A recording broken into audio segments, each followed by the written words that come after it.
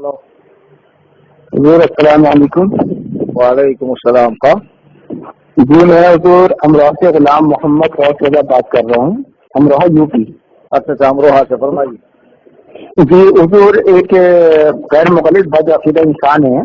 अच्छा, वो ये कहता है कि आका अलैहिस्सलाम की हदीस शरीफ है वो कि हर बिदअत गुमराही है और गुमराही जहन्नम में लिखी जाती है, और तुम सब बिदअती हो और गुमराहियत फैलाते हो, गुमराही, और इसी बिना पर तुम सब जहन्नमी हो। तो हुजूर जरा रहनुमाई फरमाए कि वो कहाँ तक दुरुस्त है या गलत है। ट्रेन में हूँ, कहीं प्रोग्राम के सिलसिले में परभनी जा रहा हूँ, महाराष्ट्र में।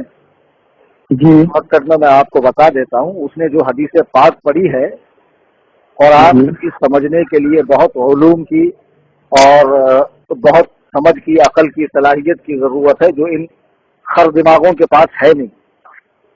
उसमें जो लफ्ज है हदीस पाक में कुल्लु बिदअतिन वलाला, उस कुल से मुराद उसने तमाम बिदअतें ले ली है, जबकि हमारे उलमा ने बिदअत की दो किस्में की है।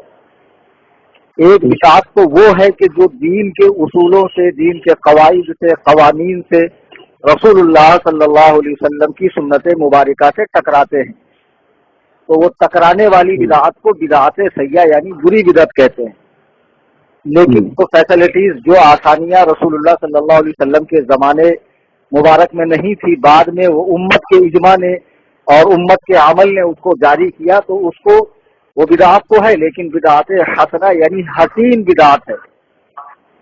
जी अच्छा, अब वो कहता है कि अब हदीस के मुताबिक बिदअत हसना नहीं हो सकती, सय्या नहीं हो सकती, हर बिदअत बुरी है, बिदअत की किस्म नहीं हो सकती है। तो वो एक नंबर का जाहिल है, उसको कुरान और हदीस समझ में आता नहीं, समझे।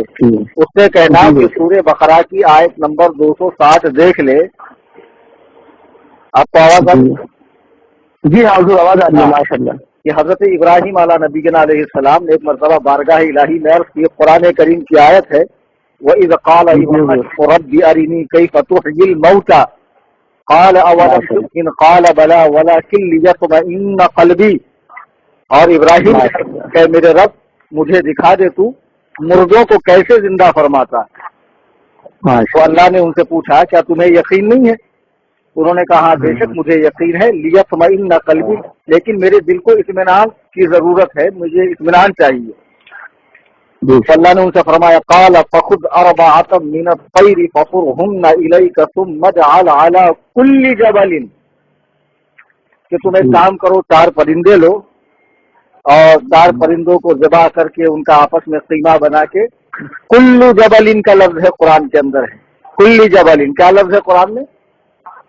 जैसे कहता ना कि कुल्लु बिदअतिन दलाला, हर बिदअत गुमराही और बिदअत अच्छी नहीं होती। अब कुरान में है कुल्ली जबलिन।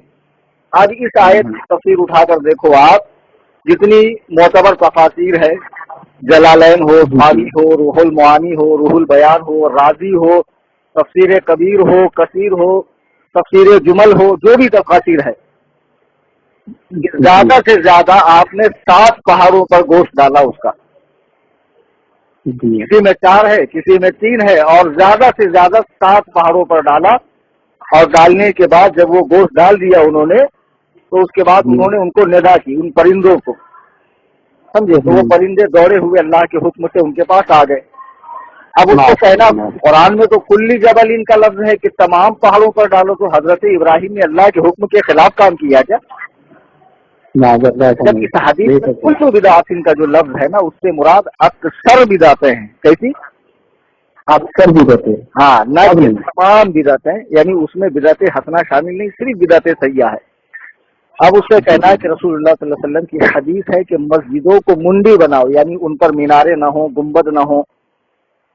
लेकिन बाद में सहाबा किराम ने सोचा कि जब कोई मुसाफिर आता है किसी गांव में, तो मस्जिद पे मीनारे होते नहीं, तो पहचान नहीं होती आम घर में और मस्जिद में। तो ऐसा क्यों न किया जाए कि मस्जिदों को खास मीनार वगैरह बनाए जाए, ताकि बाहर वाला जब आए तो फौरन जान जाए कि ये मस्जिद है। तो अब ये तो रसूलुल्लाह के दौर में नहीं थी, क्या ये भी बिदअत है? जब आप इनको कहेंगे कि साहब आप हज के लिए जहाज में जाते हैं, या आज आप मदरसे वगैरह बनवाते हैं, तो कहते नहीं हम इसको दीन समझ के नहीं करते। इन बेवकूफों से पूछो कि मस्जिदें दीन समझ के बनाते हो कि नहीं बनाते हो। और ये जो हदीसों के हवाले देते हो बार बार सियाह सित्ता की किताबों का, کیا یہ رسول اللہ کے دور میں تھی؟ یہ تو سرکار ظاہری کے تقریباً 200-250 سال کے بعد یہ کتابیں لکھی گئی سیاست کی. تو یہ دین سمجھ کے چھاپتے ہو، پڑھاتے ہو، عام کرتے ہو، یا دین نہیں سمجھ کے کرتے ہو؟